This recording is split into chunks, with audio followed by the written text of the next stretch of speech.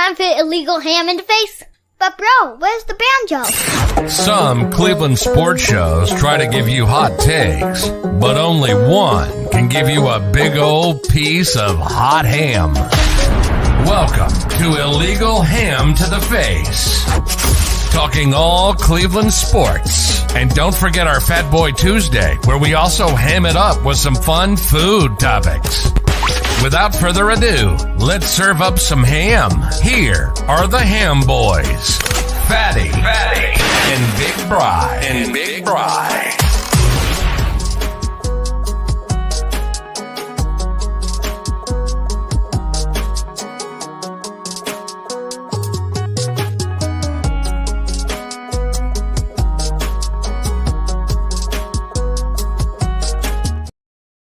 What is going on, everybody? Welcome on into Illegal Ham to the Face. I am that fat guy, Jared Fatty Bates. Welcome in under our show on Network 216. Our show is brought to you by Hero Keel and Lake Erie APA, right there. Also, Say Dogs Cleveland, right there. We do have a new puppy here tonight for our trivia, who is now the new longest resident after Bacardi got adopted last weekend. Tonight's show, we're going to have some fun. We're going to talk some Cavs that are on fire right now. We are going to talk Browns news that has happened, especially with the trade deadline and everything that's going on. And then also we're going to get into crock pot foods and soups tonight. It's starting to get that fall weather, even though it does not feel like it's fall outside, especially when it's 81 degrees here in Cleveland right now. I think they forgot about our fall weather here. Then we are going to finish it up with our top three confidence. Going to do your confidence rank them tonight between the Browns head coach, GM, and ownership, and how confident we feel about those three and where we are going to rank them from most confident to least confident. So stay tuned for that. Big Bri will be in here in a little bit. He had a dinner for his mom's birthday tonight, so he'll be here shortly. Justin, I already did Indian Summer I can't say it yet. Indian Summer my Batukas. It's been an Indian summer pretty much all summer. But hopefully it'll cool off here a little bit because fat guy needs some hoodie weather back again. Not t-shirt weather. Hoodie and short weather. James, what is going on? Thank you for joining us tonight. Justin, as always, thank you for joining tonight. I saw your comment earlier up there at the top, and I giggled a little bit. I loved it. But anybody that wants to hop in here on the show, just hop in here in the comments. Also, please go give us a like, subscribe, all that on all of our socials at Ham Illegal and at Network_216. We would greatly appreciate it. As he's done, I'm ready for snow too, Justin. Not going to lie, I'm ready for snow too. And let's bring in, here he is. What's going on, big fella? Hey, man, how you doing? I'm doing good. How you doing? Fantastic. It's a beautiful day. Yes, it is. It was fantastic outside today, wasn't it? I mean, what'd you get into today? Little ice cream sales? No, I was down in Mansfield today, down towards Mount Gilead. I think I got as far south as there, and then up to Ashland. So nice. Then home late, and we went to. Sorry to everybody out there for delaying the show. Just got back from a birthday dinner for my mom. You know, I think I shouted it out maybe last week or 2 weeks ago. She was in Seattle, so we hadn't gotten a chance to celebrate her birthday. So we went to Longhorn. So just getting back from there, nice and full. Doing great. You got a burger, didn't you? No, don't get a burger from there. You got ribs? Don't get ribs. You don't get a steak. I know you don't get a steak. I do not get a steak. No, Parmesan crusted chicken is to die for. It is some of the best, like just chicken and like just a piece of chicken. It's some of the juiciest, best chicken you'll ever have. So, yeah, if you haven't had it, strongly recommend. I mean, if you're a steak person and you only get steak from a steakhouse, then that's one thing. But for something new, yeah, strongly recommend the Parmesan crusted chicken from Longhorn. Nice. Guess what I did today? Okay, let me have it. Well, you know where I work at. I got to see your cousin today. Oh, okay. What's he sniffing around there for? Up close and personal. Uh-oh, what does that mean? Oh, you know what that means. It was a box truck with a chipper and chainsaws and everything else. Oh, That was my day today.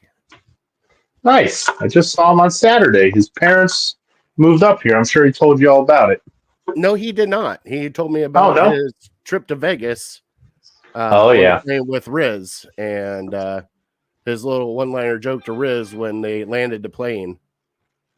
I don't know if I heard that one. He said when they landed the plane, Riz stood up and said touchdown, and he yelled from the back of the plane, "But wait, there's a holding." Not bad.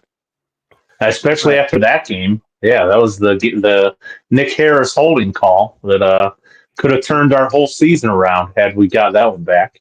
Yeah, Justin said, how do you pronounce Parmesan? Parmesan or Parmesan? Parmesan, I guess. That's maybe it's an Italian thing to say it different. I don't know. I think so. You Not have to Italian. put like two fingers. We got to talk to old Ron about that. That's who we got to talk about. Oh yeah. He's definitely the official Italian for all things Italy. Or Speaking Italian of food. the other Italian, I need to remind you once again, Hershey's with almonds. It's 2 bars now. If I haven't lost yet. Bri, you might as well just. I haven't. Yeah, No, just I think until they hit 11 losses, that's when I officially lose. okay. All right. You don't think that's going to happen? It's looking that way, but nothing's official right now. Yeah, I'm sure he'll be on you for eternity until I see him again to give him that one. I don't even know where the hell they sell those. Do they still sell Hershey bars? He said they Those have giant them at ones? Mark's. Yes. Of course he knows that. Oh yeah, he goes there in the candy aisle at Mark's, and he wants the ones with almonds. I think I still owe him one from like a decade ago too. I know. Can't I'm remember. going to get that one. Probably a lost Browns bet. So he said he wants one, and then if I get those from you, then I get the second one. So okay. you watch Family Guy with Stewie and Brian. I might show up at your house with a baseball bat. Bring it on. Now that I think about it, I think I did pay him, but it probably took a couple years for me to pay the last one. But usually I'm good at paying my bets. I just love it hearing it from him. He's like, "Hey, you tell that big fellow of yours when you talk to him next, he still owes me Hershey's." And I'm like, "Dom, that's between you two. I'll relay the message, but that's between you two." Yeah, we'll see. 7 wins. I need 7 wins. What? Fingers crossed. After what I saw Sunday, I don't know if that's going to fucking happen. Almost a third of the way there, right? Yeah, well, yeah. It only took us 9 games to get there. All right, Brian. You got any shout outs this week besides the Longhorn? Yeah, let me shout out. I did go to the game this week, which you're welcome. You can blame me for a terrible performance. I was thinking, so I went to 2 games last year. This is the 1 game this year. Last year I went to the Ravens game. We put up 3 points, and I went up to the Steelers game, which we put up 10 and won. And then this game we put up 10. So I'm the jinx on offense. You can blame me, but yeah, my brother and my uncle came in town from Chicago, and then we went with my cousin who lives over there in Twinsburg, or Hudson, I guess. So 4 of us had a great time. It was fantastic weather, and we had a few things to cheer about in the first half, but after halftime, it was kind of a somber mood. So, yeah, finished the night off with some barbecue out at Mabel's, and that was about it. Oh, that's some good stuff. Did you get the beef ribs? No, we got a little bit of brisket. We got some kielbasa, and we got some pulled pork. That kielbasa is so good. Kielbasa was probably my favorite. Yeah, so I good. agree.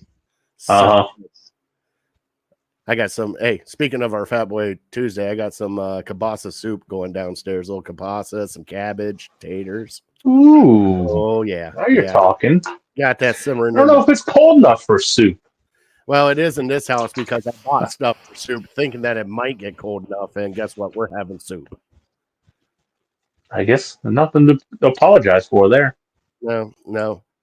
All right, Bri. Let's get into our show. First off, Justin said he has 7 wins now. He is 7-2. Let's get to our Illegal Ham the Face Fantasy Football League update real quick because we do have a new puppy tonight from City Okay. for trivia. It is my turn for trivia. But here we go with the Illegal Ham the Face Fantasy Football League update. Starting out, keep Cleveland in Cleveland. I believe that's what it is because I can't read all of it yet. Beat Runner 147-132. Dog Pound beat Harold Keel 109-105. Big Bri took down at 115-108. Portage County Prostitutes beat Team Big Meat 148-91.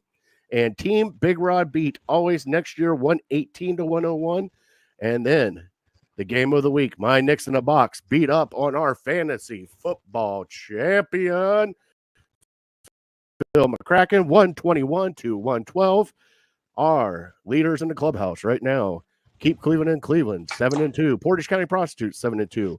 My Knicks in the Box, 6-3. And Dog Pound Craig Foster, 6-3. With a slew of people at 5-4 and 4-5. It's going to come down to the nitty-gritty here in the Illegal Ham to the Face Fantasy Football League. All right, catch my breath after that one, Bri. Slow it down now. Have a drink. All right, I gotta get. Hold on, I got some bullet tonight after this week. Ooh, okay. Little rye. Tastes good. It's been a while since I've had that. It's good stuff, though. So That's I think, good. so what, we got, 5 weeks left till playoffs or something like that, and then top six teams make it. So come down to the wire, I'm thinking. Yes, it will. I'd say the guys sitting at 7-2 are sitting pretty, but you never know. One Never big know. injury in fantasy football, you get one stud go down. Patrick Mahomes. That's it. Patrick Mahomes. Mahomes is nothing this year. Mahomes nothing special. No, but, who's good though? Kareem Hunt is good. Glad we got I rid did of him pick and up didn't Kareem re-sign Hunt. him. Yeah, twisting the knife there. Yeah, there it is. All right. Well, let's do our trivia, Brian, and then we'll get into our Cleveland headlines and stuff. All right. So our trivia is brought to you by City Dogs Cleveland, and it is Fatty's turn for trivia tonight. And Brian, we're going to get a little Cavs trivia tonight. Here we go.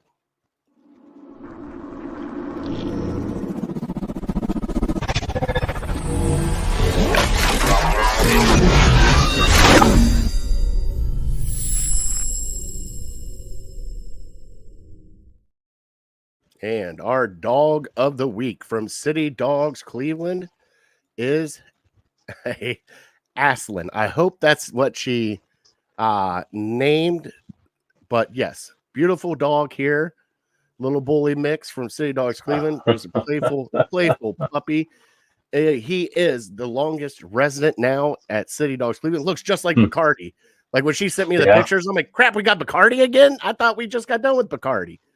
So whatever you can do to help out City Dogs Cleveland, if you want to go to the games, section 121, go to their Facebook page, City Dogs Cleveland. If you want to check out a city dog, if you want to volunteer, contact City Dogs Cleveland on all their socials at City Dogs CLE. Donate and adopt, please. And here is their longest resident, Ashlyn. Am I pronouncing that right? I feel like I'm saying like Ashley. I don't know. And Justin's chomping in on Hunt stuff now. So here we go. Just digging the knife in. I was hoping you were done talking the Browns by the time I got on here. We could just talk Cavs. Well, no, I got some questions I got to ask you, Brian, about your fanhood coming Sure. up. I'll be ready. So the Cavs trivia I have for you tonight, Brian, is last night was a magical night for your Cleveland Cavaliers. Starting the season 8-0 and on fire. Brian, they tied a franchise record at 8-0. What year did the Cleveland Cavaliers go 8-0 to tie the 2024 Cleveland Cavaliers? Okay. I think I can get in the ballpark. We'll see if I can get the You're correct. All right. Chris isn't here yet, but we're going to bump back Cleveland headline news and get into some fun stuff, Brian. At least, should we do the Browns first and then Cavs? Like, bring everybody down and then bring them up, or should we just bring them up and then they could turn off the, when we start talking Browns? Yeah. Let's get into the Cavs and give them their due. All right, here we go.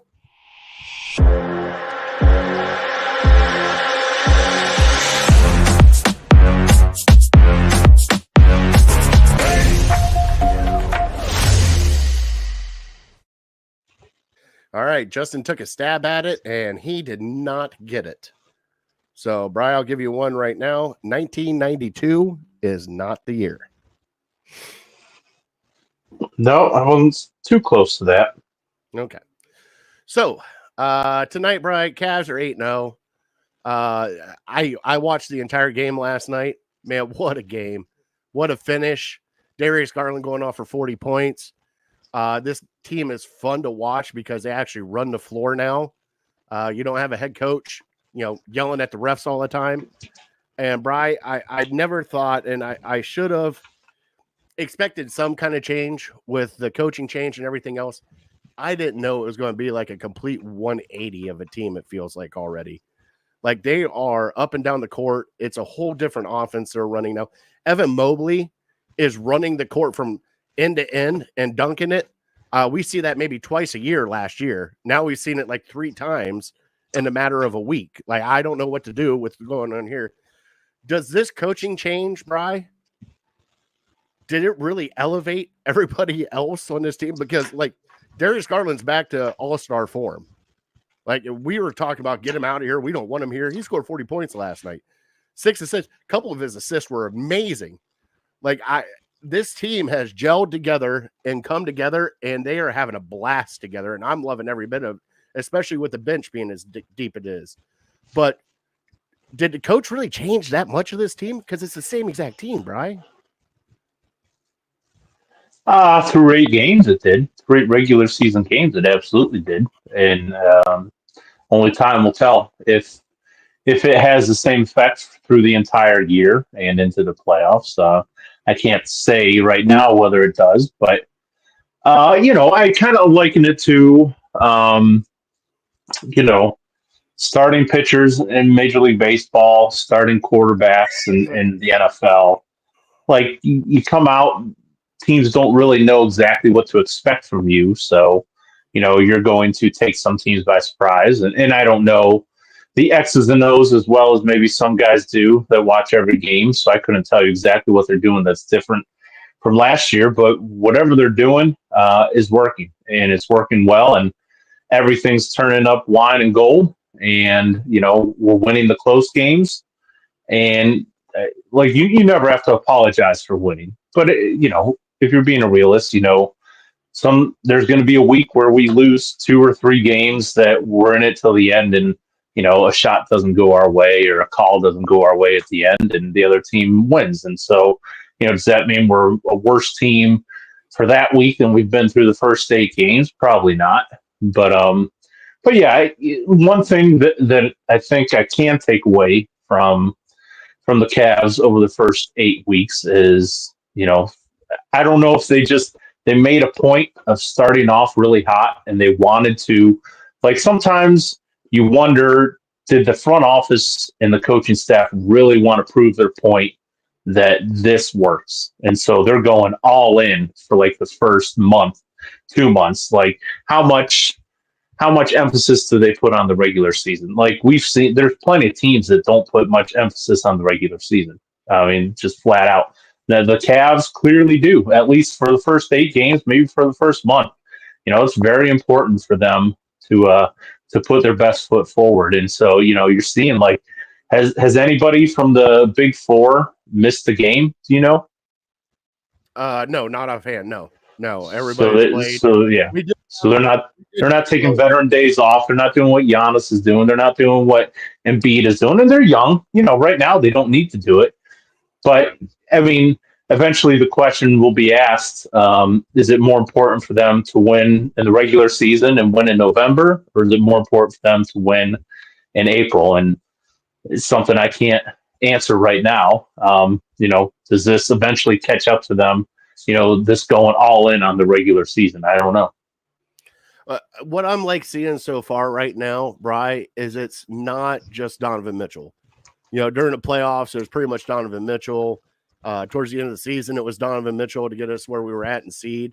And right now, it's a mixture of everybody. There was a game where Sam Merrill went off, game where LeVert went off. There was a game the one game that I got really excited about, I think it was the Knicks game.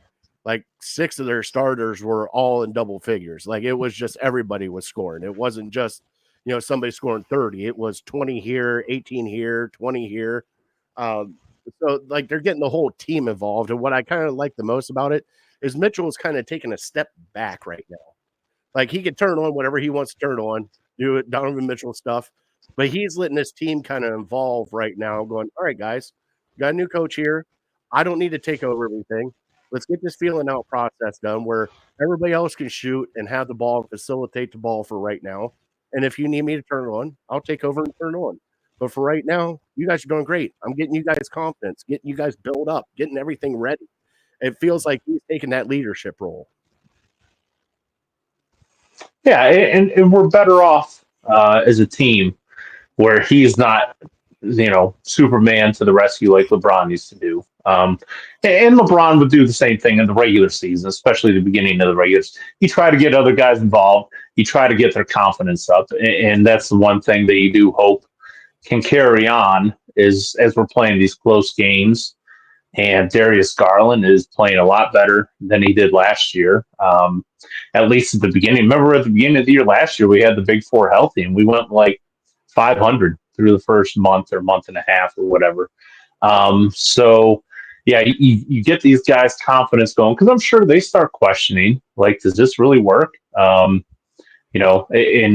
whether it's JB, the difference between JB and Atkinson, maybe it's just guys just feeling themselves a little bit more, getting that confidence up. It just, I don't know what it is, but, I know it's a lot of fun to watch. And I just hope that it continues because, let's be honest, if they go on a 3-10 spurt in March, it's not really going to matter what we do in November, but we're stacking wins. We're getting us up there. We're in the conversation for top 3 seed for the East. We're miles, it feels like, ahead of Milwaukee and the 76ers. So, at least from that standpoint, we're several games ahead of them. So if we just continue with being smart about minutes and getting these guys' confidence up, then hopefully we're setting ourselves up for success in the postseason, because I think that's what most of us really are concerned the most about is what do we do when it really matters. But what you do now, that winning mentality, that culture that you're building, and confidence in these secondary players like Mobley and like Garden, if they can just keep that up, that's huge. Yeah, Mobley looks like a totally different person now playing basketball. It's crazy to see because last year he was kind of timid of taking certain shots and stuff like that. Now, if he gets wide open on the 3, he's letting it go. And then also, Brian running the court. We would see him come down and then get in the post. Now he's running the court, dunking on people, and just plus the defense. Him and Jared Allen on defense are just that block from Jared Allen last night on Dame was absolutely amazing. And I loved every minute of it. I was like, oh, snap. He got all ball on that one. You can't hide that one. But even just the fun passes now with Garland, that pass to Allen there at the end of the game to win the game last night was just, I couldn't believe he actually got the pass off to begin with. But then it was just a perfect pass to Allen, dunk, you're up 5 points at that point in time. And then, just call it. I do know a lot of people were pissed off at the last second 3-pointer from Milwaukee that killed the over-under. It happens. That's why betting is a fickle thing to do. I know. You can do everything right, and then the unexplainable happens at the end, and you're kicking yourself. Yeah, I know. Oh God, the cat's up here. He's an asshole, Bri. He's staring at me Uh-oh. too. All right. So you think that the other thing is the national media is actually getting behind the Cavs now. A lot of national guys are like, watch out for this team. This is going to be a good team. Do you think it? We know Boston's a juggernaut, right? We really do. But you think that now? I know it's early, way too early. But are we the second team in the East right now, behind Boston? Well, you kind of answered it in a couple different ways, and I kind of agree with you. Are we second team in the East right now? Yes. Is it way too early? Yes. Yes. It's the same thing as in a lot of sports. Like teams go on hot stretches in the regular season all the time, and nobody's going to really say you're the second contender until you prove it in the playoffs. So, like, unless we're winning 65, 70 games this year, we're probably most people are going to think of us as the third to sixth best team in the East. So until we change that, and unfortunately, I mean, you're allowed to get excited about the regular season. I'm not telling you not to, but in the back of my head, I'm always thinking like, yeah, I mean, there's 82 games. You just don't know everyone's effort level every single game. So, like I said last week, I prefer to win them all, and that's what they're doing. So they're doing everything I can ask for them, but it's just I still am hesitant to fully buy in and saying, yeah, they're right there with the Celtics, because you just got to see it when the games mean the most. All right, Bri. It's time to turn the page. Oh boy. No, I know. I don't even want to talk about it, Bri. I sat here and watched that entire game Sunday, and I'm like, and the kids are like, Dad, you all right? I'm like, no, I am not all right. We finally got to see Jameis for Jameis. I'm glad we got the win for Jim, because that looks like it's all gone. Jameis could have probably thrown 7 interceptions that game. Again, for the second straight week. Yeah. Defense gave up some very big plays, and not like little bit big plays, like back-breaking plays with blown coverages. Myles Garrett showed up. He showed up, got 3 sacks in the first half, and was on fire. And then once the defense did what they did, and it was just, Brian, it was, how can I explain it? As a Browns fan, like, I feel like we're not allowed to have good things. And I put out on Twitter and everything, like, I'm starting to really do believe that we are seriously cursed. I believe this team is seriously cursed, because no matter how high hopes we have for a team coming in, especially no matter how much talent we have on this team, no matter what we do to try to fix this team, it never works, Bri. It never works. And then we go out there and watch the offense, who, Bri, can't run the goddamn ball. Like, there's no ifs, ands, or buts. They can't run the ball. There is nothing there in the run game at all. Chubb is not looking the greatest right now, but I don't even think it's Chubb's fault. You have your left tackle that you drafted 10th overall, not even on the field now. We have Dewan playing left tackle. You have JOK out on injured reserve. It's just like watching that game, Brian, was just painful, because you had hopes. Like, they got you hopes. It was like, oh, yeah, we're there. We're going to get touchdown. We're going to get back in this game. Tip ball interception. It's all right, guys. It's all right. 3rd and 36. We got this. And touchdown. All right, guys. Well, can we at least try to get back? Oh, nope. Can't do that either. It was just that kind of game. And it's frustrating. So frustrating to watch this, because you had we both had high hopes this season that we were probably going to make the playoffs, that we were going to be in the top 2 in our conference or in our division. And now Pittsburgh is laughing at us at the top of the division. Like, what is wrong with our team, Bri? Well, it's been the same story for how many games have we played? 9 games now, 2-7. So 8 of the 9 games have been the same thing. There was one anomaly, and that was last week. And so we just got back to what our identity has been for the whole year. And, there's a lot of things to blame for it. If for whatever reason. Now, you do have to give the Chargers some credit because they do have Justin Herbert. And when you leave wide, now, give them credit or not, you leave wide receivers that wide open.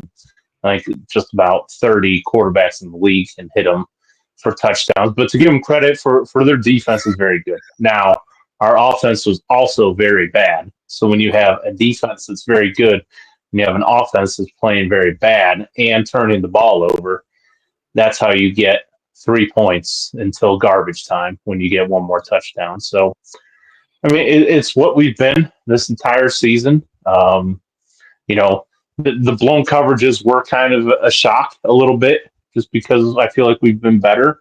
It kind of brought me back to, what was it, 2 years ago? The Jets game, I think it was the Jets we played week 2. And even like the first maybe 4 or 5 games, we just had blown coverages. Like guys weren't communicating. And that's exactly what it brought me back to. Like, how is that guy so wide open? You said 3rd and 36. Is that correct? I don't think that's correct. I think it was like 30, Okay. 20 something, 21, 22. But still, like, when you're there, you don't pay attention as much because it's not right in your face, like at the bottom of the line, 3rd and whatever. So I honestly didn't know. But yeah, there's no excuse for stuff like that. And I mean, for Denzel Ward to even be out there was just kind of a head scratcher. Like, what are you doing? This guy just had a concussion. Unless he didn't have one, I don't know. Well, they said he passed concussion protocol. Everything else, he was cleared. Yeah, but this is his 6th concussion. This is his 6th concussion. You're kind of, you're at the bottom of the league, basically. And you got your bye week, 1 week, ahead. And so what is he doing out there? Unless they thought like, hey, we need all hands on deck because we need to go on a run here and win 3 or 4 straight games. But even that, they're putting out like these mixed signals. Like, are you trying to win? Are you going for it? Or are you good with DTR being your backup? Or are you good with trading Amari Cooper a couple weeks before the trade deadline? Like, I don't understand. Are you willing to try new things by having a new offensive play caller? Or do you want to stick to your guns? They're like all over the place, and it almost feels like there's no real sense of direction. And so even offensively it was terrible. Defensively is terrible.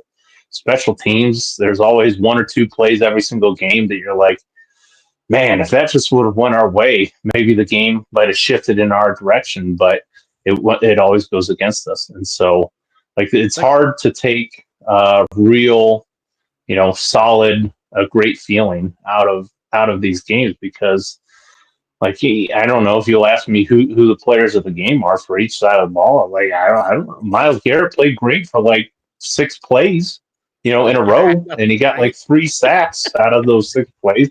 It's unbelievable. I do have to say though, Brian, I do have to say Tillman so far right now is looking really good. Even after as bad as the game as it was the other day, he's actually looking pretty good. Like it's like, okay, well, maybe we get some hope with Tillman. Maybe there's certainly looks like there's something to build on for a second-year receiver who did nothing for the first year and a half. Like the 3 games that he's had have been pretty impressive for him to come out of nowhere. And yes, definitely gives you hope. He's got the NFL body. He seems to have his head screwed on right. He's not one of these diva wide receivers, so it gives you hope.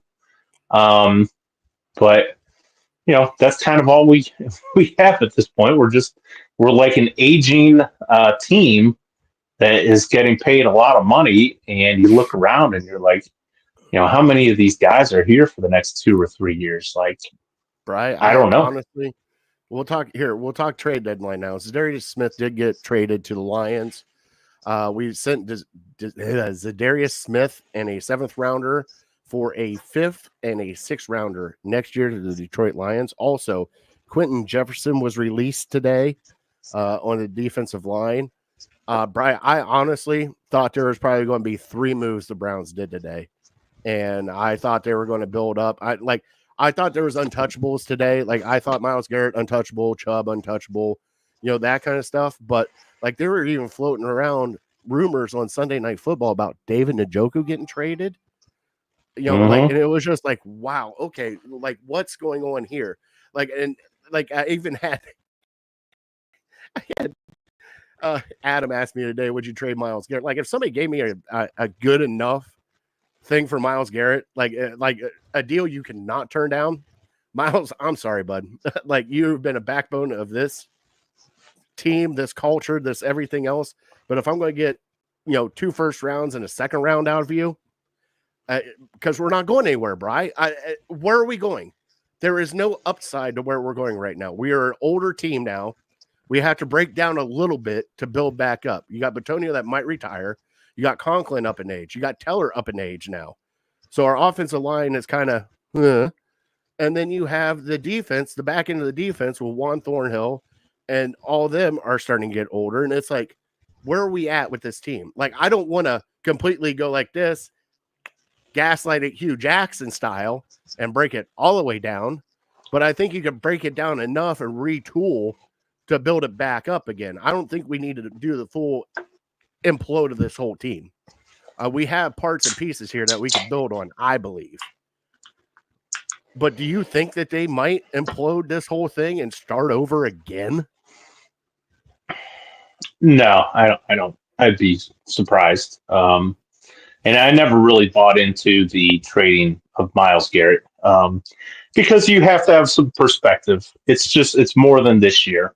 If it was just this year, if he was signed through this year, the end of this year, then yeah, maybe you have those conversations. You're probably not getting a couple ones for him, but like Myles Garrett, Nick Chubb, these guys are part of your franchise, and I mean, unless it's a Joe Thomas situation to where like you feel bad for him, like, hey, we suck, we're going to suck for the next couple years. Yeah, Bitonio. Hey, do you want to go somewhere and make a run? Yeah, sure. Right. I wouldn't have been surprised if maybe they had those conversations. Like, yeah, this could be Bitonio's last year. I think Rodney McLeod has said this is his last year. Maybe there just wasn't a whole lot of interest out there. But guys like that, you have conversations with them like, hey, but Myles Garrett's 28. He's got 4 or 5 good years left in him if he can stay healthy. I get that, Brian. But with that, though, I mean, at that point in time, if you're doing this, Brian, we're looking for a quarterback next year, correct? Correct. But let me cut you off before you finish your thought.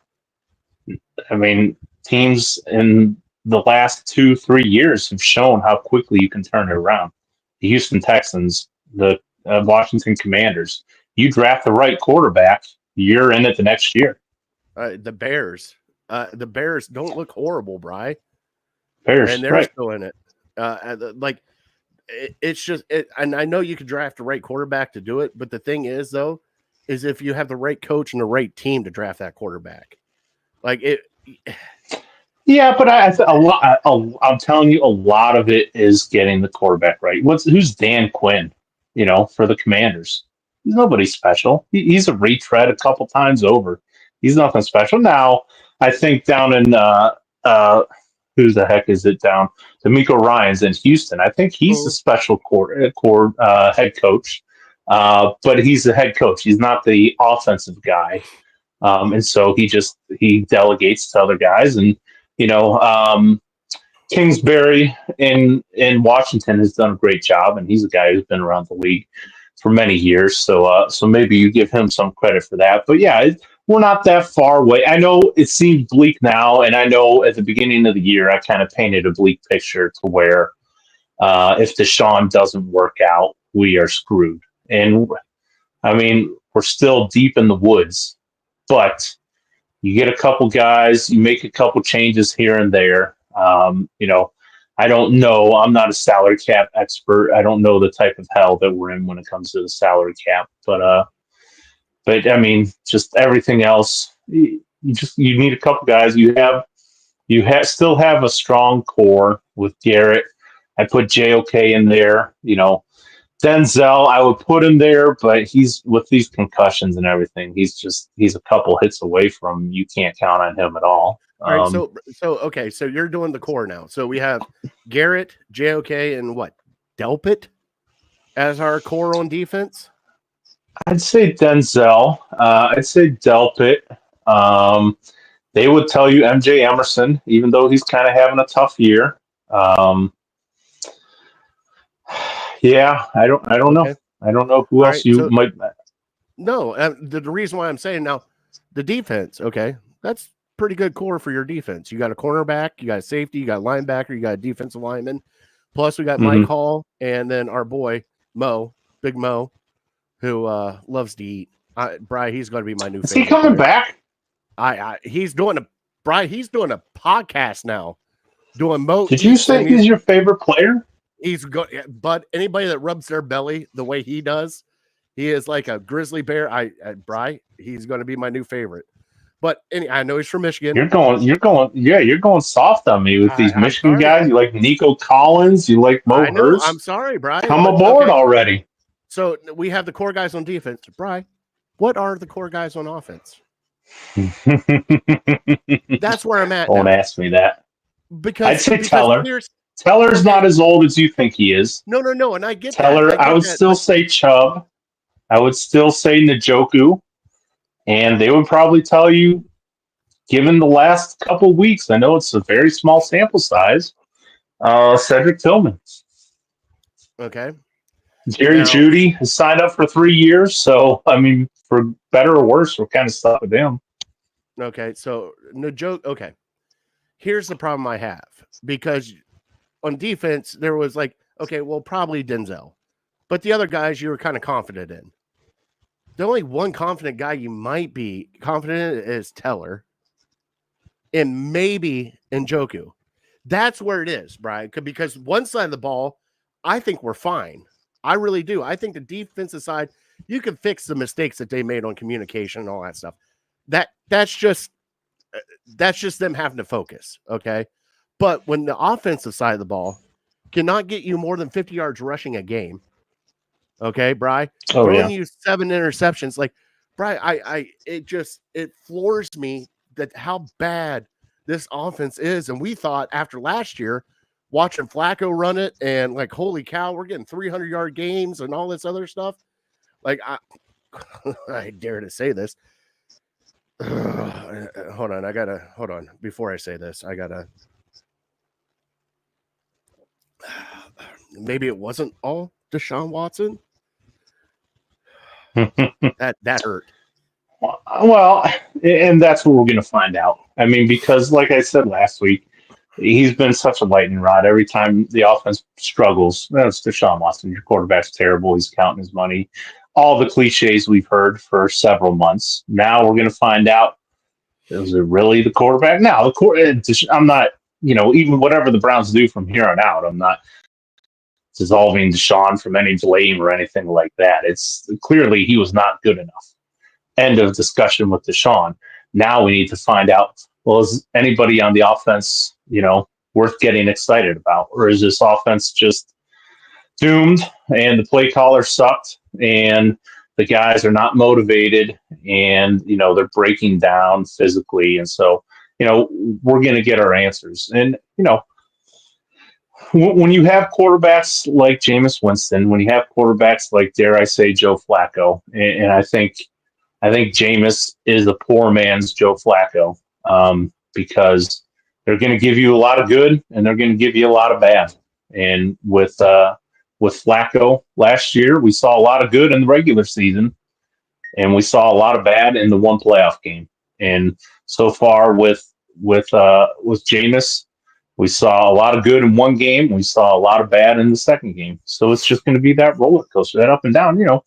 Flacco looked pretty bad this past week against, I forget who the Colts were playing, but I mean, that's kind of until you get your franchise quarterback and you're going through these backups, and, we can have a discussion maybe at a later date on it. If Baker Mayfield doesn't make that jump to a franchise quarterback and you see consistently, but you're going to have these stretches of games where the quarterback looks really good for 4 or 5 games and the yeah, I threw a couple picks, but you still were able to overcome it because he made a couple really nice throws. And then you're going to have games where, he really cost us. His carelessness with the football really cost us. And so, it's really sometimes the stench of victory kind of washes over all the bad. We're talking ourselves into, is this team still a playoff contender after last week's game? Not thinking about, he did throw quite a bit of interceptions. They just didn't catch it. He did fumble the ball. We're not going to be concerned about that. Well, and then 1 week later, they start catching them. And I was joking I sat right next to a Chargers fan, a really cool guy from California, came up here. His wife's from Ohio. I was joking with him, we were counting even before, because I think James threw 3 interceptions in the second half. Mm-hmm. He threw a couple to the Chargers in the first half. Oh yeah. And I'd lean over to him and I'd go, that's one chance he had. And then he threw another one. There's 2 chances he had. And because he was the same deal. He's asking me about how'd you guys beat the Ravens? What did you guys do that was so special? I'm like, they just, when we gave them a chance to take the ball away, they dropped it. And so Jameis is going to give you those opportunities. You just got to catch them.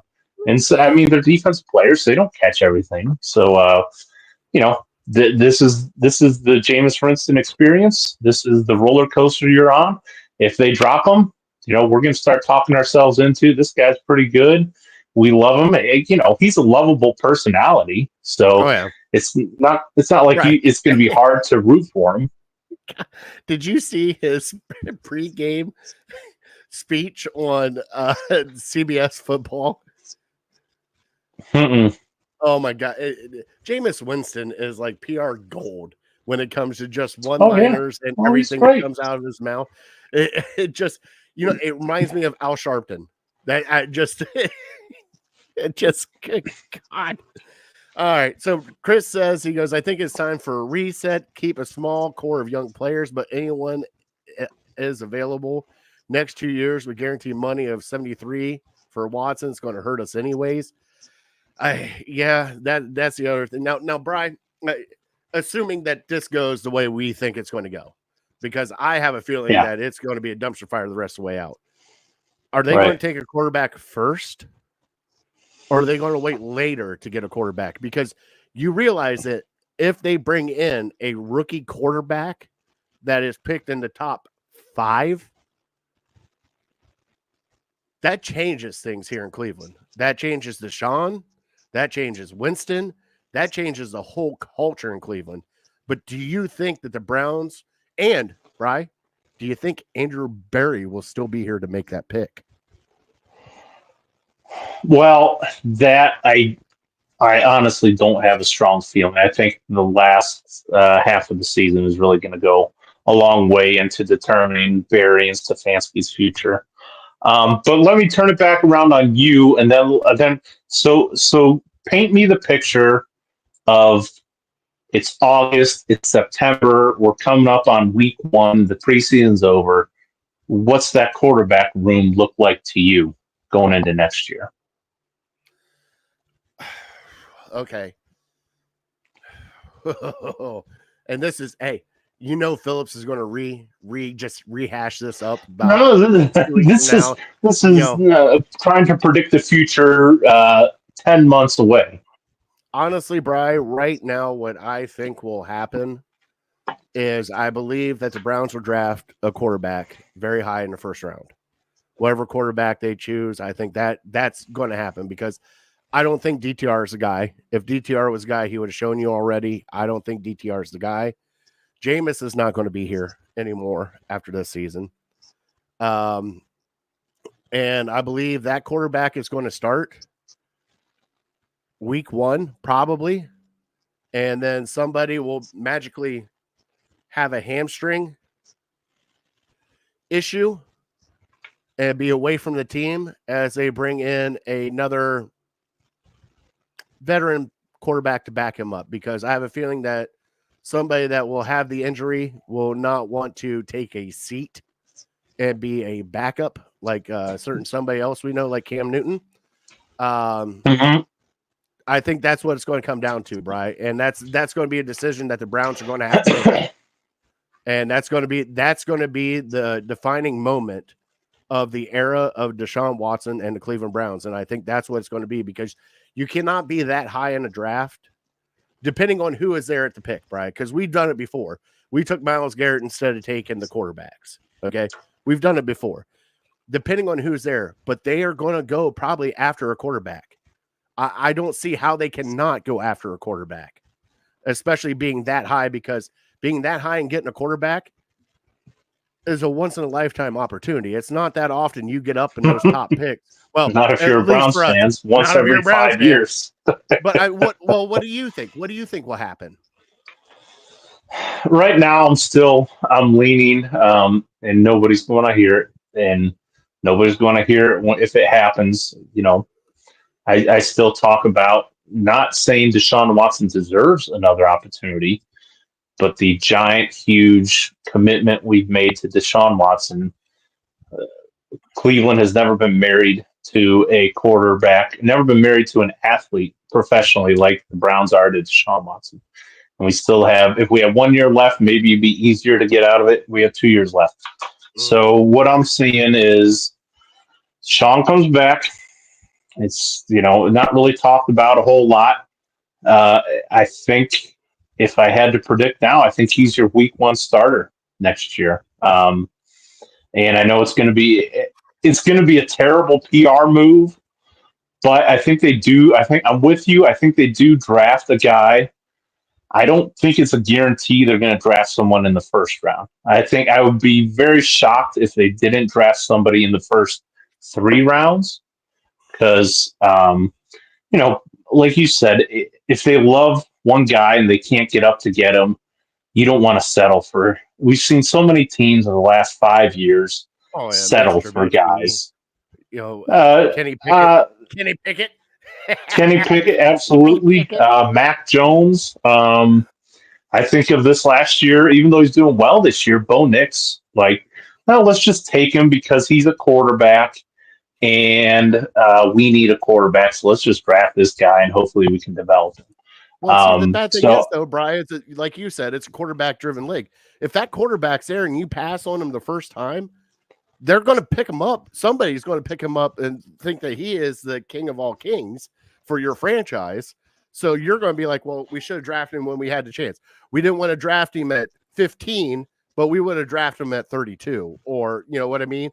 Like at that point in time, if it's a quarterback, you're going to have to Right. That's why if you're bought into him, then you draft him at 15. But if you're just going to draft a quarterback in the first round for the sake of drafting a quarterback in the first round, you look at Mel Kiper's list and he's got these guys listed as his top 4. Let me go to the 5th guy and let's just take him because that's what everyone says. This is the 5th best quarterback. Let's just take him. I don't know if that's a great move. I think I feel much more comfortable taking a guy maybe in the 2nd round that you really like, maybe in the 3rd round, maybe trading up from the 2nd or 3rd round to get a guy that you really like. But yeah, so I think, well, yeah, we've done that how many times? So I think maybe right now the way I'm thinking is, and I understand it's an unpopular opinion, and I'm not saying this is what I want. I'm just saying I think with what you have invested in him, listen, let's be honest. The guys look terrible this year, absolutely terrible. One of the worst quarterbacks in the league. But you made this giant investment in this guy, and he's played 18 games.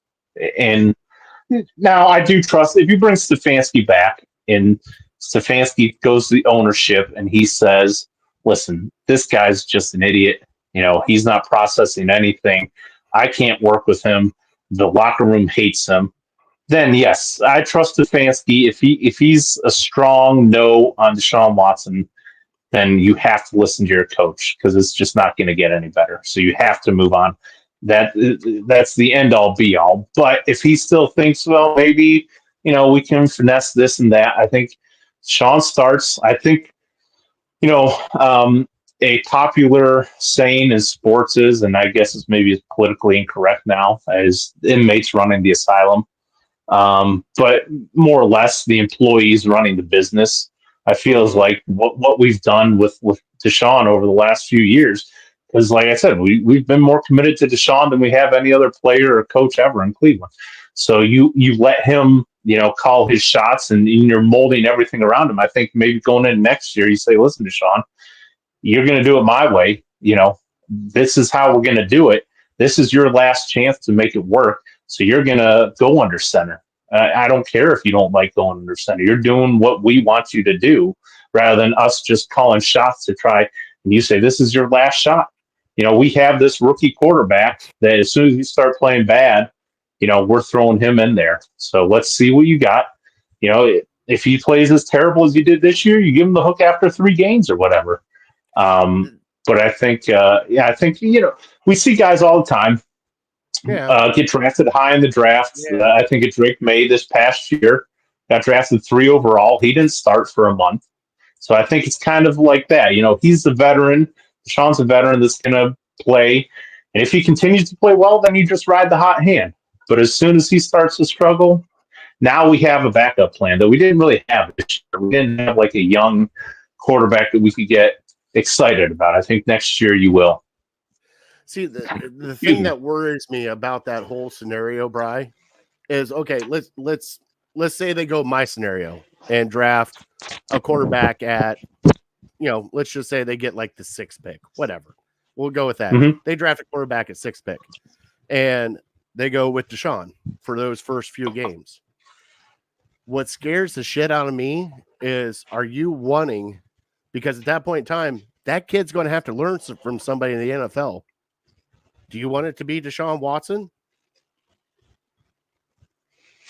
I think if you have strong enough coaches, it doesn't matter what quarterback is ahead of him for the first 6 games of hopefully his long career. I mean, it's not like you're tied to, okay, you have to follow Deshaun Watson around for the first 5 years of your career and learn from him. But what I'm saying though is like, okay, well, he's not showing up for practice. Why do I have to show up for practice? I mean, it's the coach thing, but at that point in time, it's like work. It's like work for all of us. We all have employees that we work with that don't show up to work or take naps while they're at work or, put forth a terrible effort. It doesn't mean that you have to do. It doesn't mean that you have to do exactly what they're doing. Eventually, you're going to have to find your own way. And if you do what the coaches tell you, not what the starting quarterback is doing, then you'll eventually have success. It's not like, you just have to follow whatever the starting quarterback does and emulate him. Well, we are in a bye week next week, Brian. You want to have some fun next week and see if I can get a hold of a big man and a juice? Oh, now we're talking. Absolutely. Juice might be MIA with his Cowboys the way they are right now. Maybe bring in that Chris and the Justin with them, do a little 6 time. More the merrier.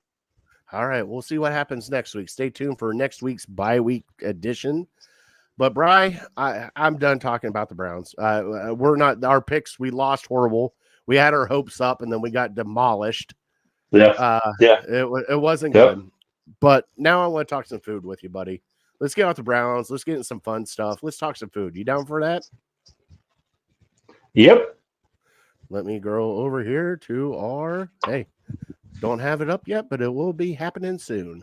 And now it's time for Fat Boy Tuesday. It is time. And now it's time for Fat Boy Tuesday. More time. And now it's there it is. Okay, I stopped it. All right. So Fat Boy Tuesday tonight. I'm sorry. The button. I didn't realize it played on loop. I thought it was one and done. Obviously, I was wrong. I didn't hear it at all. Oh, you didn't hear it all? Okay. Well, that's good then. Maybe it was just on my side. So for Fat Boy Tuesday, we're going to be talking crock pot foods and soup. And it's one thing that both Brian and I like because, especially during the wintertime, we love soup, chili. Now, we're going to get in the comment of like chili a soup. Yeah, I believe chili's a soup. Even though I said it was its own entity, it's pretty much a soup. It's got a broth. It's got meat. It's got vegetables. It's a soup. But depending on if you're in Texas, though, because those people are monsters and don't put beans in their chili. We're getting into Really? Oh, yeah. Okay. Yeah. But crockpot foods, bro, I want to bring up something to you because I actually made a crockpot dinner that I have not made yet for my family, and I enjoyed the crap out of it. And it was a pretty much a Salisbury steak in a crockpot. And it was fantastic. And I will do it again. All you need is some hamburgers, frozen hamburgers. Grab however you want, 5, 6. We put in 6 in ours. You get a can of mushrooms, a can of cream of mushroom soup, and a packet of brown gravy, and mix all that up. I added onions to ours, but just to add flavor, and a little salt and pepper, Bri. Put it in the crock pot, let that cook for 6 hours. Dude, that came out wonderful. That gravy was fantastic on the mashed potatoes. It was one of the best crock pot meals I have made. So I want to give that out to everybody.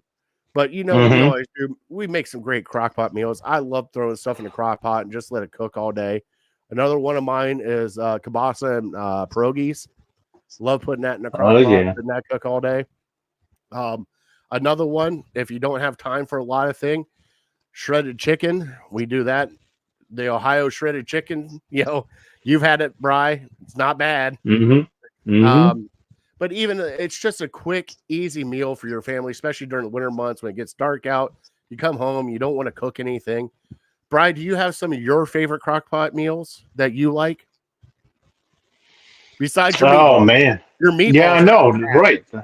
That's what I'm thinking. Like, but is that, I guess that is crock pot. I'm thinking when you talk about meals, I'm thinking like something you just throw a bunch of stuff into a crock pot, and then you just scoop it out and you have your whole meal right there. Oh yeah. It's not just like, but so like meatballs or mac and cheese or something. That's not an entire meal.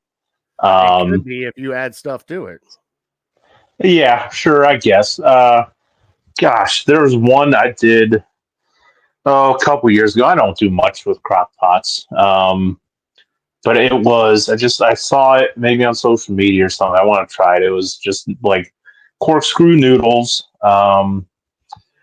so like a block of cream cheese, and then chicken and like Italian dressing. And you just pour it in there, all the stuff in there.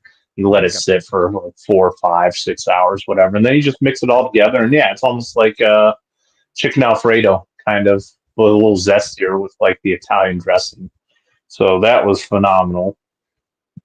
I teased my wife about her, and we had it like a couple weeks ago, the beef stew or whatever, pot roast or whatever the heck you want to call it. Stuff in the pot.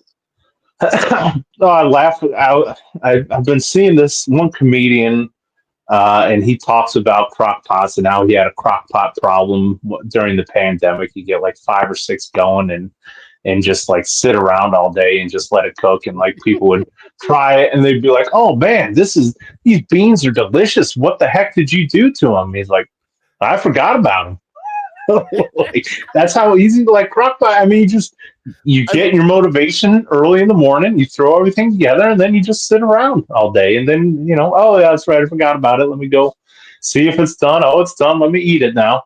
So, I mean, endless possibilities with the crock pot. I can't even, if anybody has some, I'm always up for trying new stuff. I know maybe I don't have the most experienced palate, but anything, it's a lot of the same stuff between the chicken, between the beef, between the noodles, but always try for something else.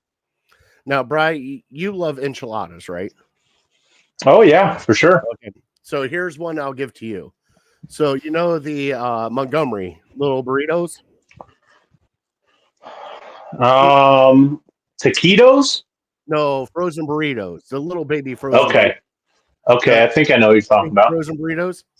You throw some of those in the bottom of a crock pot, cover them with some enchilada sauce, some cheese, let them cook up in there, pour them out. There you go, enchiladas.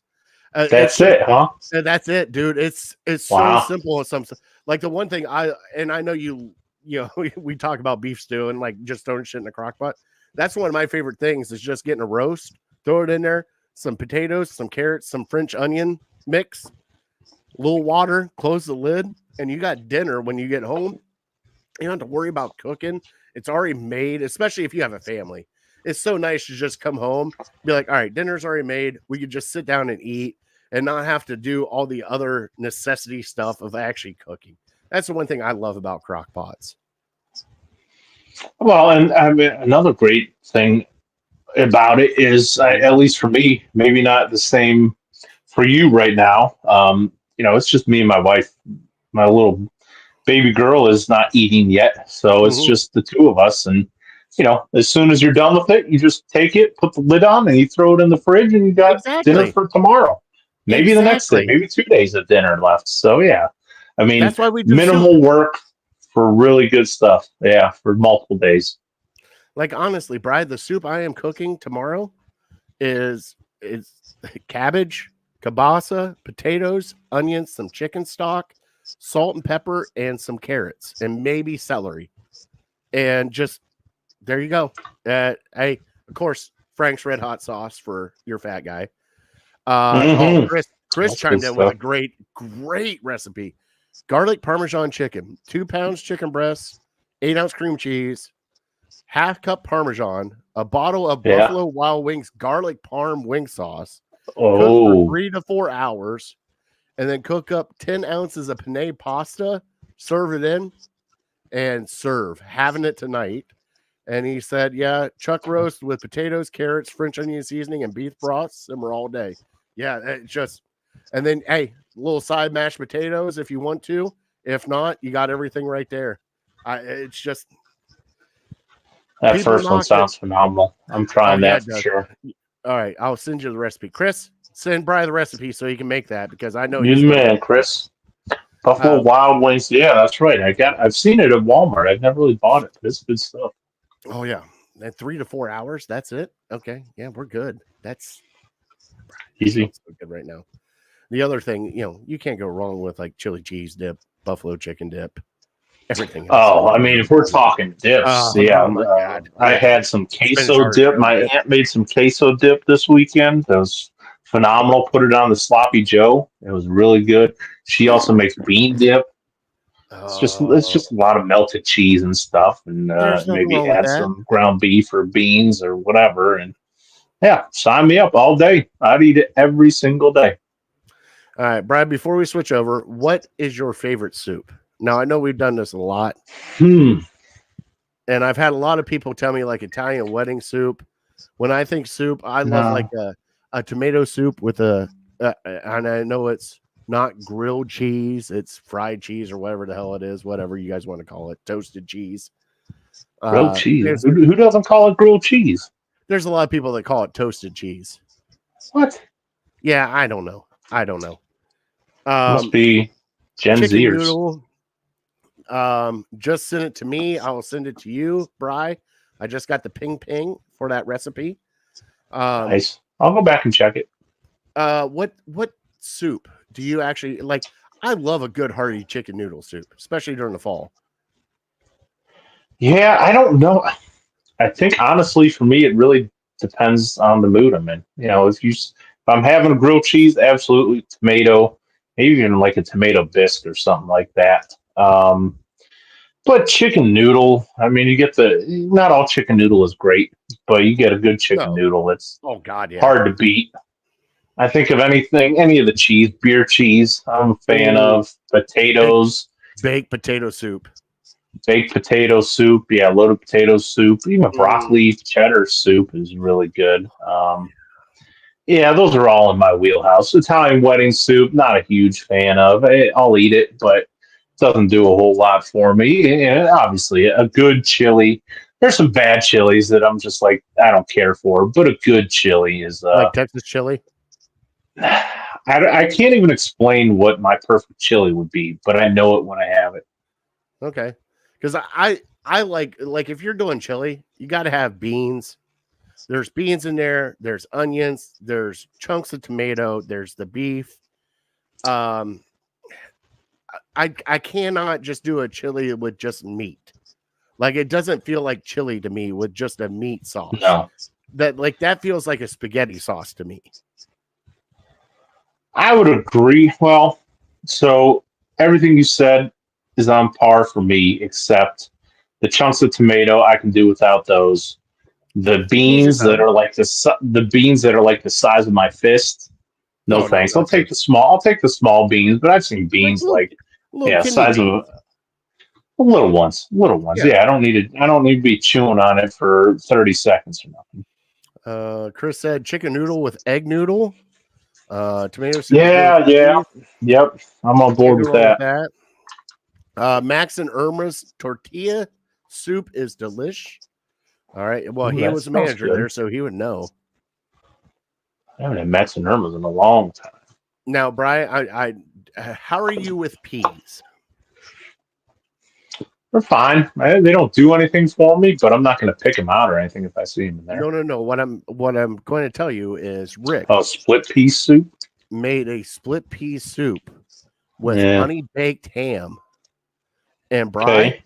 I'm not going to lie, it was a game changer. It was really good. Also, he makes andouille sausage with lentils, almost like a gumbo. That's something I haven't dabbled in. Gumbo. I haven't dabbled in gumbo. Jambalaya. Which I think of when I think of the soup Nazi or Newman. Never really had it though. Stuff like that. My sister's in here now throwing up hearts when we're talking about tortilla soups and everything else. All right, Brian. Well, let's get off the soup. Let's get off of that. If you guys have any crock pot or soup recipes, send them to us here at Ham Illegal. I will take them all day. I love trying new stuff for my family. So please send them here. Love it. Brian, I'll send you that recipe here in a little bit. Let's do our trivia question of the night, which our dog was Aslan. And I have to bring up the pictures of Aslan right here. Beautiful puppy right there. The longest resident at City Dogs Cleveland. If you can, please adopt. If you cannot adopt, please volunteer and donate. God, that's a beautiful puppy. I might have to go adopt that puppy, Brian. My wife will hate me. She'll hate me like you wouldn't believe. Easier to ask for forgiveness than permission. All right. So, Brian, I asked you, when was the last time the Cavaliers went 8-0? Okay. So, like I said before, I think I'm in the ballpark. I don't know if I knows the year or not. I said 1976. You got it right on the dot, buddy. Knows it. 1976. All right. 1976 Cavs, who went 8-0, started before finishing 43-39 under coach Bill Fitch. 40. So, okay. Yeah, he's a good one. Things can happen. Kind of a disappointment. 43-39 after an 8-0 start. That's under 500 the rest of the way. Hey, in this year's NBA, you make it to playoffs with that. Oh, yeah, you sure do. Absolutely. All right. Well, Brian, it is time for our top three, and you know what our top three is tonight. And I want your honest opinion, Brian. Okay. All right.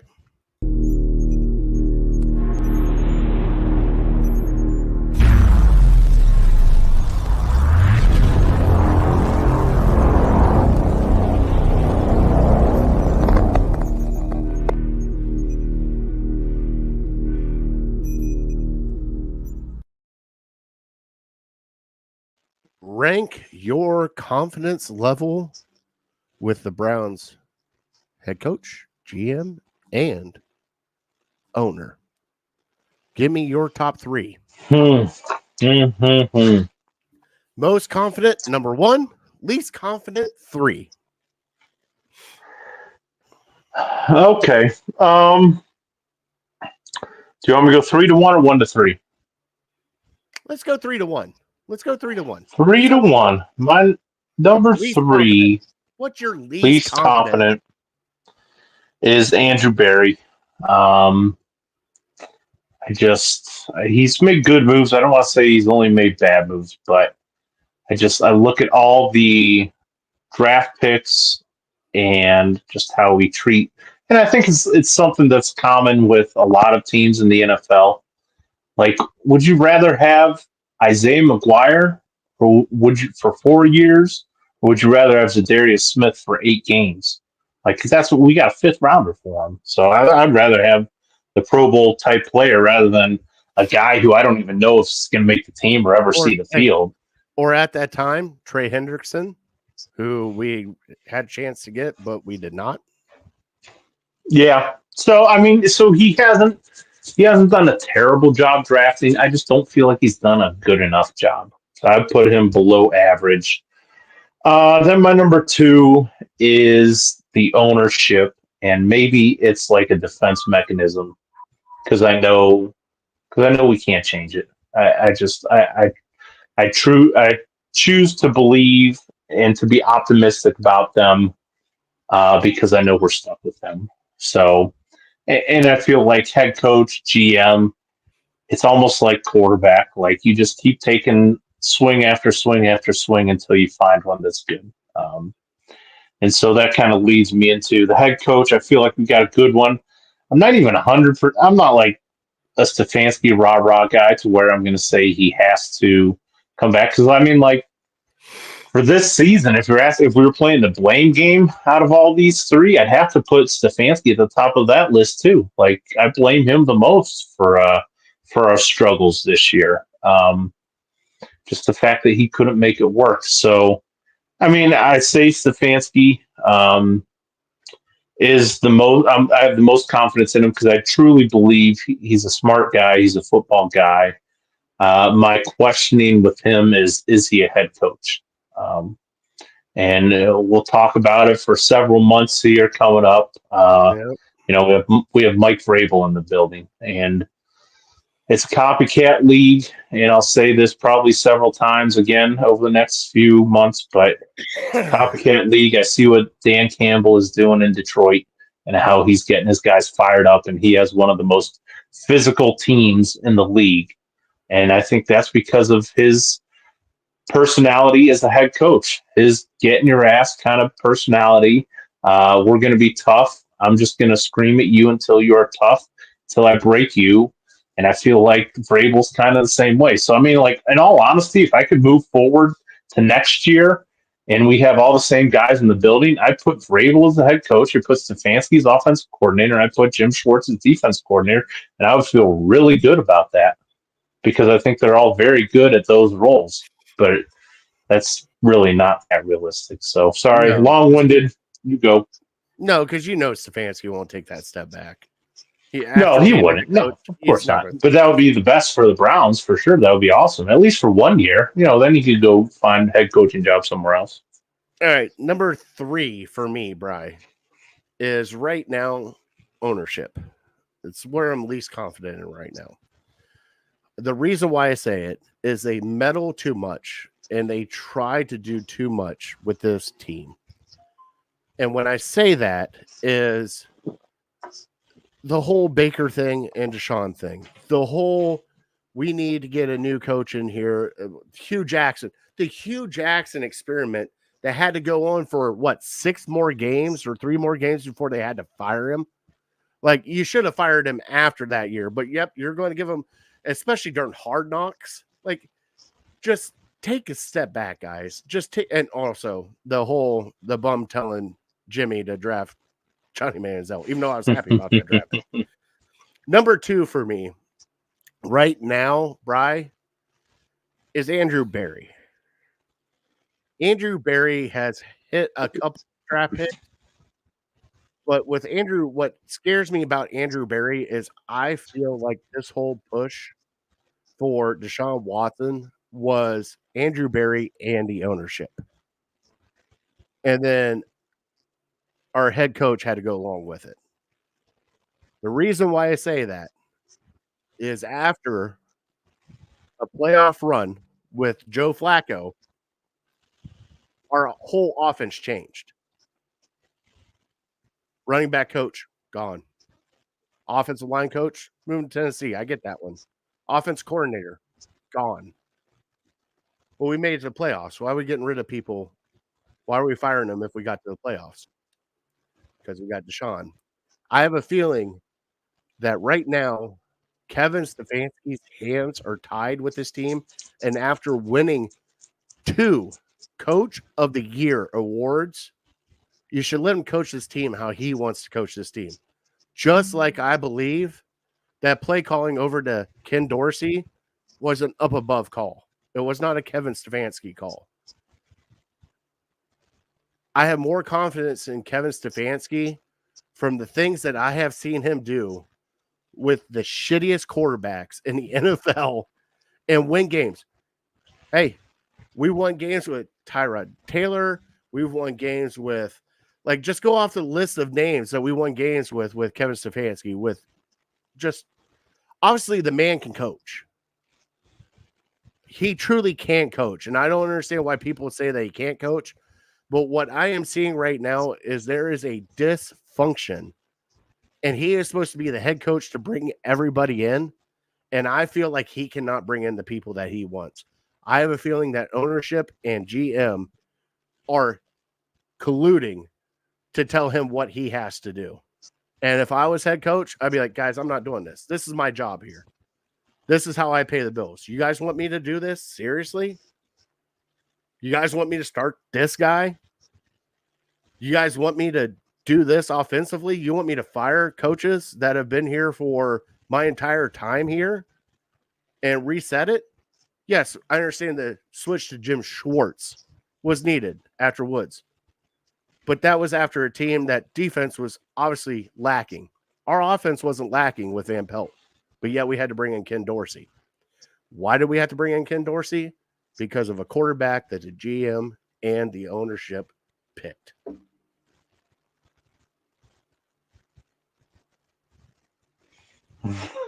I mean, for lack of going another hour, I'll nod my head. I'm done. No, I wanted to get it out, and now I'm done. We're good. Not much, sure. All right. Just how I feel. I think Kevin Stefanski is getting the shaft right now.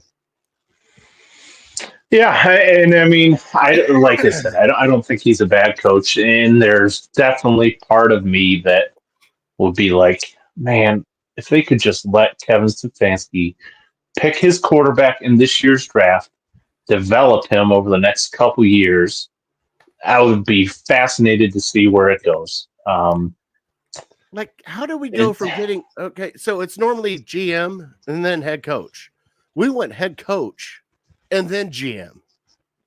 Like, why do we do it backwards? I don't know if that's unique to the Browns. And I mean, we'd be talking about what a lot of people want to do if they do get rid of Stefanski and Barry. If they do that, a lot of fans, like I mentioned a couple minutes ago, they want to bring in Mike Vrabel. So you'd be doing the same thing. Get Mike Vrabel as head coach, and then get the GM after that. So I don't know. I don't honestly think there's one way that you have to do it. I think we see guys that have success doing it both ways. It's just basically getting a good coach, getting a GM, however you do it, whether it's first or second. And sometimes it's just luck, really, to be honest. Now, last question before we end the show, Bri. Doesn't that look bad on ownership if they fire 2 people they just re-signed extensions to? I mean, if you're paying attention, that's professional sports. It happens all the time. They just does it look bad? August, sure. Brian. I know, but does it look bad? Sure. But 2-15 record looks even worse. 2 is like you're just going to roll, like say, okay, yeah, we finished 2-15, we finished 4-13. We're just going to go to next year and we're going to build off that. We're going to do the old Kevin Stefanski. We need to play better. We need to coach better. I mean, sounds like the owner. I need to look at the tape. The owner's putting up. From some accounts, we have the highest paid roster in the NFL. So the owner is doing his part. He says, "I'm giving you as much money as you asked for. I'm giving it all to you, and you're not making it work. So whose fault is that?" The GM that built the team. I mean, there's tons of blame to go around. I know. All right, That's the let's get- frustrating part. Nobody's without blame. All right, let's get out of here so you can go back to Maddie. By the way, I love the fall pictures of Maddie. Pumpkin and all was amazing. All right, Christmas, Christmas pictures. oh, I can't wait for Christmas. Are you guys dressing up together as Christmas pictures? No, that's what it was. That's what those were. Her picture. Oh, are you talking about the trick or treat pictures? Yeah. Oh, I got you. I thought no. They're so we got Christmas pictures done this weekend with my cousin's wife, and I should shout her out. I guess Nicolette Photography. She does an unbelievable job. No, she posted a picture of Madison. She was dressed up in her gear, her Christmas dress and sweater and bow, and sitting by a little Santa mailbox. So I think my wife shared it on social media yesterday. So yeah, because the one I saw, big old smile on her face, was her with the pumpkins. And that's what the last one I saw. Oh, was that the one where I cut some holes? Apparently, this is a trend. You cut holes in a pumpkin, and you stick your kid in the pumpkin, and their legs are sticking out. Oh, you saw that one? I did. Yeah. Is that a trend? I guess. I mean, so much so that I was going to throw the pumpkin away, and my wife's like, "No, I got somebody coming over to get it." Like, oh, somebody else wants a pumpkin that I carved holes into? All right. So yeah, perfect. Pass it down the line. All right. Tune in next week. We might have some guests on the show next week. We might not. We'll see what happens. I'll make some phone calls, Bri. It would be bi-week Browns. It'd be fun. We want to thank everybody for watching tonight. We got 158 right in here right now. Thank you guys for watching. Please go like, subscribe. Also, show is going to go audio. Normally after this, we'll put it out on Spotify and also iHeart Media. So go check it out on iHeart. Bri, God bless him. Yep. God bless him. God bless America. All right. We're Legal Handle Face. We're definitely uncorked, unloaded, and we want to thank our troops and first responders. I always forget that one, Bri. Thank our troops and first responders and everybody that voted today. Thank you for voting. We're not going to get political on this because I'm pretty sure Brian and I are on the same page political wise, but we're not going to make you guys vote the way you don't know me. What do you know? I know you, Bri. I know you. Actually, I don't. I know the way my house. Okay, maybe next week. Maybe next week we can get into a political debate. Bri, I don't know if we. All right, we'll have to make that a rated R version. No, it would probably be us agreeing on a lot of it. It probably would be. And sounding very, very old. Damn Gen Zers. What are you doing? You don't know how to live. Back in my time, we did it right. What the hell is Riz, son? Tell me what Riz is. I don't know what Riz is.